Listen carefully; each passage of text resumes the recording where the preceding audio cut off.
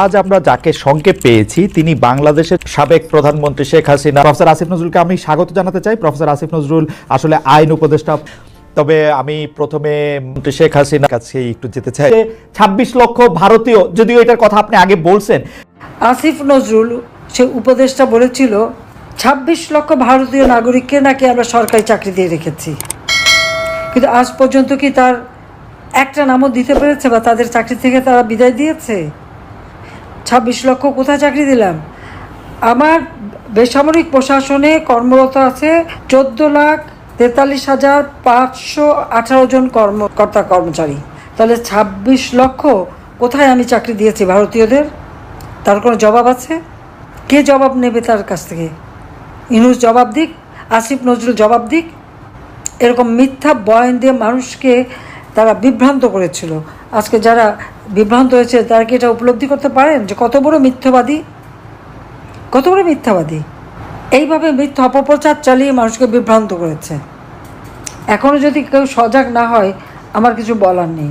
Professor Asif Nazrul, এখন আপনি বলেন, ধরেন আমাকে অনেকেই বলে যে 26 লক্ষ ভারতীয় ব্যাপারটা, তো 26 লক্ষ ভারতীয় ব্যাপারটা যদি বলে থাকি তাহলে এটা অত্যন্ত ভারত বিরোধী কথা।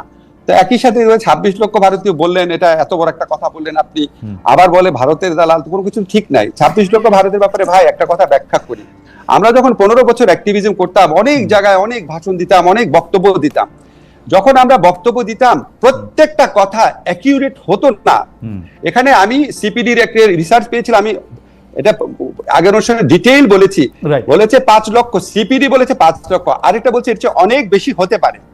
এখন ধরেন আমার যদি অ্যাকচুয়াল ফিগারের চেয়েও ইম্পর্টেন্ট ব্যাপার ছিল ব্যাপক সংখ্যায় রয়েছে। এখন আপনি আমাকে বলেন সিপিডির মতো একটা প্রতিষ্ঠান যেটা দেবপ্রিয়দা পরিচালনা করে, সিপিডির মতো প্রতিষ্ঠান যদি 5 লক্ষ বলে, আমার মাথায় তো এটাই গেঁথে আছে যে লক্ষ লক্ষ অনেক লোক কাজ করে। এখন ওইখানে বলতে গিয়ে হ্যাঁ হতে পারে যে 26 লক্ষের মধ্যে এক্সাজারেশন আছে, কিন্তু বিপুল সংখ্যক তো ছিল। এখন বিপুল সংখ্যক ভারতীয় আপনার যারা চাকরি করতো তারা 5 অগাস্ট থেকে 8 অগাস্টের মধ্যে চলে যায় নাই, এটা আপনাদেরকে কে বললো?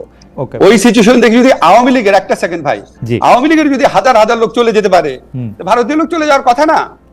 সেটা তো আপনার কনসার্ন যারা মিনিস্ট্রি আছে, অথরিটি আছে, তাদেরকে আমি তাগিদও দিয়েছি, এটাকে বলেছি।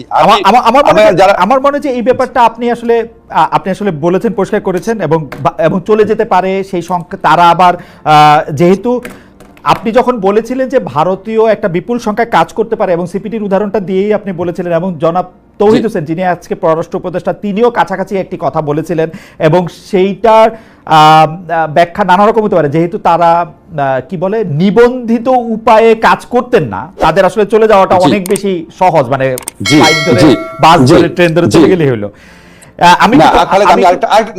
আমাকে একটু বলতে দেন প্লিজ, এটা জরুরি খুব ইনফরমেশন।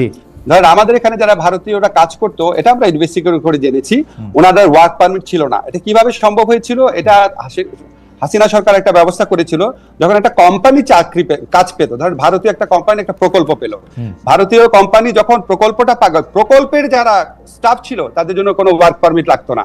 এটা আপনার খবর নিয়ে দেখেন, এটা আমি এই ইনভেস্টিগেট করে জেনেছি এটা কেন। ফলে আপনি ডকুমেন্টেড পাবেন না। এখন আপনার ধরেন ভারতীয় প্রকল্পে কাজ করছে হাজার হাজার লোক, 5 অগাস্ট থেকে 8 অগাস্টের সিচুয়েশন দেখে, যেখানে আওয়ামী লীগের প্রায় আপনার 10-20 হাজার লোক পালিয়ে গেছে, তো তারা ওখানে বসে থাকবে? ওকে, ঠিক আছে। এটা নিয়ে নিশ্চয়ই ভবিষ্যতে যখন আপনারা আরো জানবেন তখন নিশ্চয়ই আমরা আরো পরিষ্কার একটা ছবি পাবো।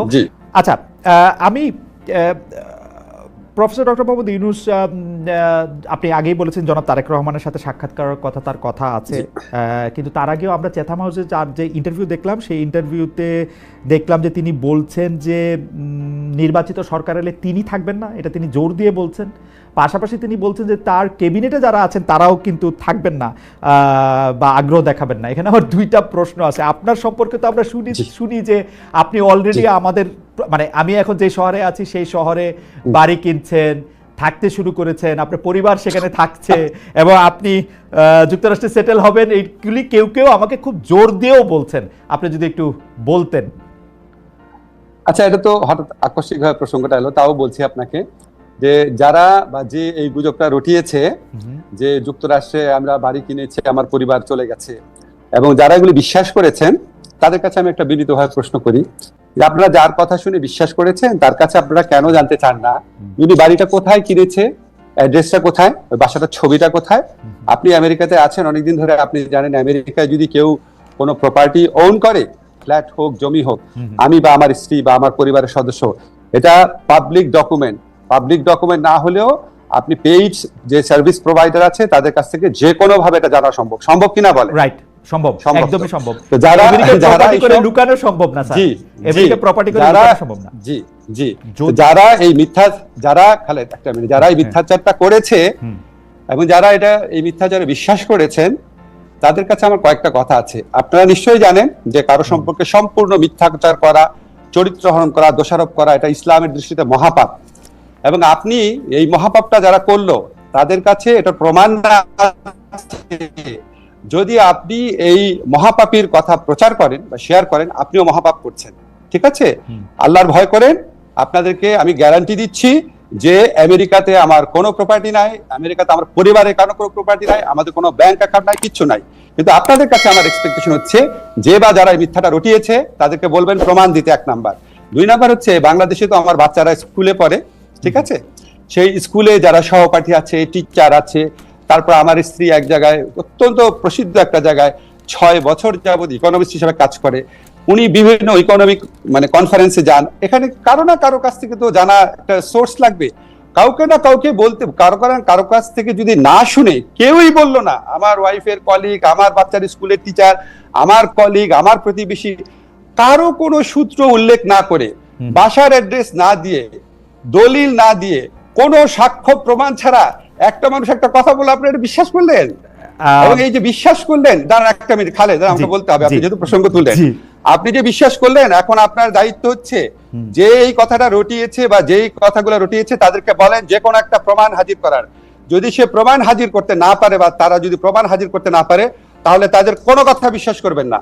আর যদি আমার বা আমার পরিবারের আমেরিকাতে কোনো property, flat, land, bank account কোনো কিছু পান, তাহলে আমাদের সারা জীবন বিশ্বাস করবেন না।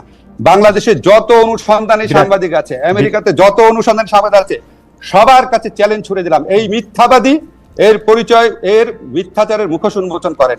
কারণ এগুলি করে তারা সরল মনা মানুষ, তাদেরকে বিভ্রান্ত করে, তাদের দুঃখ দেয়। এবং এগুলি আপনার অনেক বেশি হচ্ছে। এই একটা জিনিস প্রমাণ চান, চ্যালেঞ্জ ছুড়ে দিলাম, প্রমাণ চান। প্রফেসর আসিফ নজরুল কিন্তু অনেক বড় একটি চ্যালেঞ্জ ছুড়ে দিয়েছেন এবং এটা খুব সহজেই এটা প্রমাণ করা সম্ভব তিনি যদি আসলে কোনো প্রপার্টি কিনে থাকেন। কিন্তু স্যার, আমি যেই কারণে এই প্রশ্নটা আসলে করা, যে বাংলাদেশের একজন সরকার প্রধান ইংল্যান্ডে যাচ্ছেন, সরকারি তরফ থেকে তাকে বিমানবন্দরে স্বাগত জানানো হচ্ছে না, প্লাস আমাদের মানে যে প্রেস উইং, সেই প্রেস উইং জানাচ্ছেন যে না, ওই ব্রিটিশ প্রধানমন্ত্রীর সাথে সাক্ষাৎ হওয়ার কথা ছিল কিন্তু তিনি আছেন কানাডায়। পরে আবার বলা হচ্ছে যে না, এটা একটু ভুল হয়েছে। স্যার, পুরো ব্যাপারটা ঠিক পেশাদার মনে হচ্ছে না। এটা কেন এরকম হচ্ছে? মানে আমি কেন এরকম বলতেছি, প্রফেসর আসিফ নজরুল, আমি খেয়াল করেছি যে প্রফেসর ডক্টর মোহাম্মদ ইউনূস যখন সরকার প্রধান ছিলেন না, তিনি যখন সরকার প্রধান না থাকা অবস্থায় বিদেশে যেতেন, এর থেকে বেশি মনোযোগ, এর থেকে বেশি সম্মান তিনি পেতেন। আমি দেখে জেনে বলতেছি, হঠাৎ আমাদের কি হলো? আমি স্যারকে যতটুকু চিনি, ওনার যে সোশ্যাল বিজনেস সামিটটা আছে, ওখানে আপনার কয়েকবার আমি স্যারের সফর সঙ্গী ছিলাম। স্যার কিন্তু এয়ারপোর্টে প্রোটোকল পছন্দ করে না। আমাদের এখান থেকে যখন আমরা স্যারকে বিদায় দিই, স্যার চান না একজন উপদেষ্টাও যেন যান। উনি যখন ফিরে আসেন তখন উনি চান না একজন উপদেষ্টাও যেন থাকে। তো উনি যদি চাইতেন বা উনি যদি ওরকম ভাবে এক্সপেক্ট করতেন বা ওইভাবে যদি অ্যারেঞ্জ করা হতো, স্যারের জন্য আপনার বিশিষ্ট ব্যক্তিরা আপনার এয়ারপোর্টে ওয়েট করতো না, এটা আমি বিশ্বাস করি না।